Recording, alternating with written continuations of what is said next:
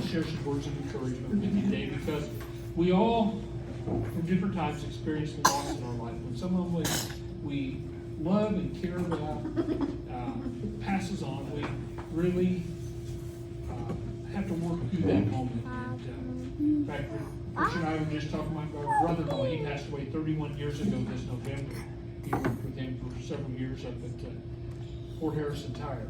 And, there's always those people in our hearts and in our minds to do that. And today we come to honor Mary and her life. And then people walk in our lives and make a difference. It's kind of, I always tell people, it's kind of like walking across the beach. They walk across your life.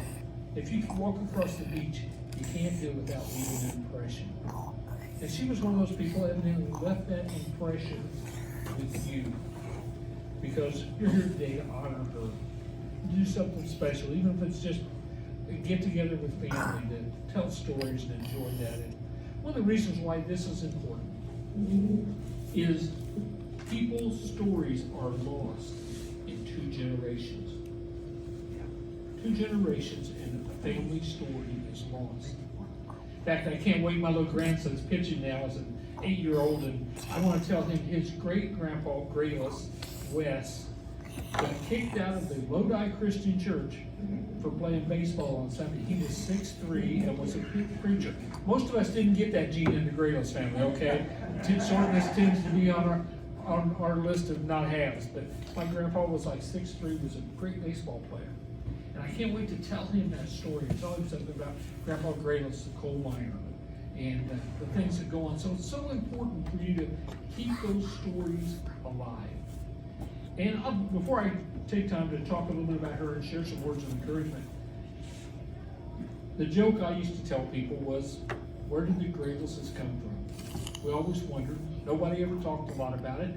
And I always told people we got kicked out of Kentucky for being horse thieves and drunks. And but come to find out, we have a wonderful family heritage. We came from Ireland in the 1740s. We came to the state of Maryland. We're very successful farmers, and as the people moved west, they continued to move west, and our initial relatives settled in Allen County, Fort Wayne, Indiana, and they broke off in different areas. Now our family, and we're all related, our great-great-great-great-grandpa, Alexander, showed up in 1841 in Baton Rouge, Louisiana. How he got from Maryland to Baton Rouge, and the next place he shows up is in the census in Park County, Indiana. And he was a wealthy man.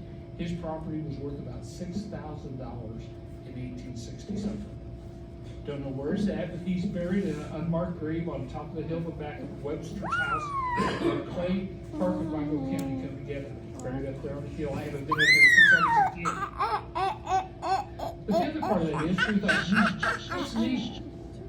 My daughter could have been in the Daughters of the American Revolution, because we have Revolutionary War veterans in our family. We have War of 1812. We have Civil War veterans. We have all these things in our family that I didn't know about. So I want to tell you, be proud of your name. There's only about 500 of us in the whole United States, and that's probably really stretching the numbers.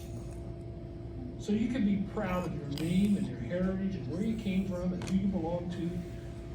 And you got a story to share now. And if you ever want to look it up, the fellow who did our genealogy was a man named Donald Grayless, not Grayless, Gradless. Some of them took that as their surname instead of Grayless. And he actually has a book published. He's now deceased. I was going to call him this summer because I had a couple of questions to ask him, and he passed away last winter. And but today we come to honor a lady who's part of that heritage, who made a difference in your life, who gave you some encouragement. No doubt she gave you some correction. But she was a lady who touched you all in a very special way. When I look at somebody and they begin to tell stories, the thing I look for is when people begin to talk about somebody, do they have a smile on their face? Because that really kind of says something about their life and how important they were to you. Because when you look and you talk about her life and the things that she did, you know, she was one of those ladies that never had kids. How many of y'all got watched or babysit by Mary? Okay. That's a legacy. Because that's so important for family to help take care of family. It keeps that closeness together and that bond together. And I know that she didn't just watch family kids, she watched everybody else's kids that they needed someone. You know, it's interesting. It said that she had a dog named Butch. It said she loved him dearly. You know what's interesting? I just love dogs. My granddog, when she sees me, it's just like, oh my, I haven't seen you in 100 years. And it's so neat to have those pets that are part of our life, that are always welcoming, always accepting. No matter how bad our day is, that dog or that animal is going to want to be a part of our life. Sometimes you don't want them, but they're there for you. It said that she taught her to cook. Now that Grandma Grayless taught her to cook. Fried chicken, coleslaw, baked beans. You know, there's something about old-fashioned recipes that are so important. We keep one alive, and I don't know whether to keep from my mother's side of the family or the Grayless side of the family. It's called poor man's pudding. And it was always served at Christmas or Thanksgiving when the family would come over. And it was a bread pudding that had no eggs because we were so poor we couldn't afford a chicken. That's what Grandma always told us. But you know, those little things like that she taught you and that she shared with you, keep those alive. Because there's times that when you get to tell her story again, when you're saying fried chicken, you have to go out and buy some and you think, boy, this ain't as good as Aunt Mary's. No, it's not.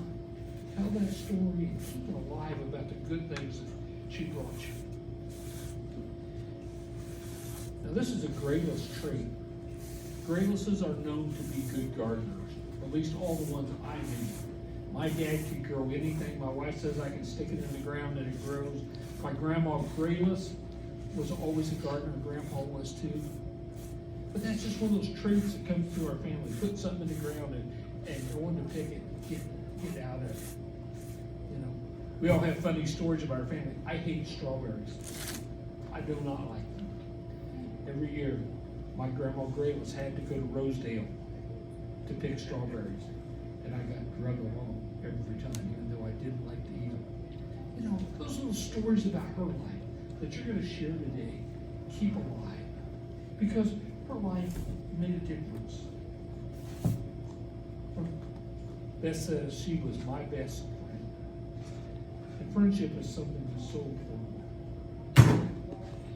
You know, we all have that person that when the world falls in around us, we can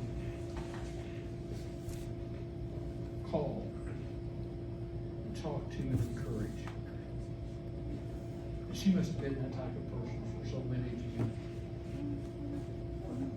Today we come and you often think we get busy with life. That's like all week this week. I have not thought about tomorrow being Sunday. Fortunately, I don't have to preach tomorrow. I just have to show up. But we get so busy that we forget about what's important in life. And lots of times like this is a time to reflect. I often pull out a verse from what a lot of people call a weird book in the Bible, the book of Ecclesiastes, which is written by the wisest and the richest man who ever lived, King Solomon.